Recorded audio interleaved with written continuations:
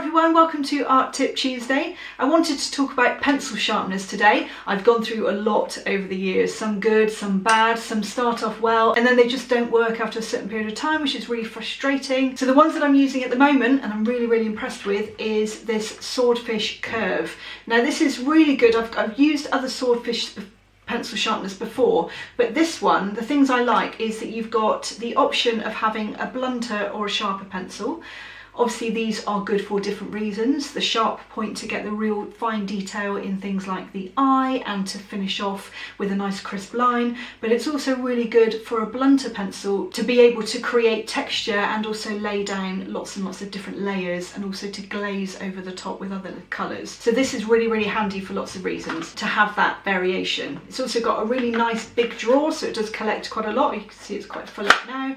And the other thing I really love about this is that the grip part, stick your pencil in here, pull down the handle, and the part that grips the pencil is actually made of rubber and not metal. I've had metal ones where it kind of gouges sections out of the pencil, just really not nice to hold. You end up, I've even had splinters from the pencils before. So this has got a rubber seal and I just love that. The only negative thing I'd say about this pencil sharpener so far is that when your pencils are tiny, like this one, I don't know if you can see, you need to get your money's worth out of these pencils. They are not cheap, and so you want to use every last bit of it. You cannot put that into the Swordfish Curve because it just disappears inside.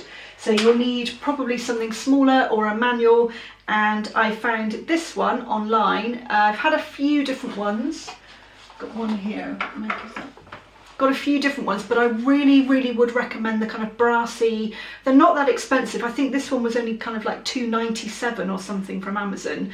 Doesn't even have a name. This one, the M&R pencil sharpener, and I saw this Heather Rooney, brilliant pencil artist, uses this one, and I would say that it is great. Really heavy. The only negative on this one is that the blade is a bit exposed, and so when I was holding it to sharpen a pencil I cut my finger, which isn't great. This one's a little bit safer for clumsy people like me.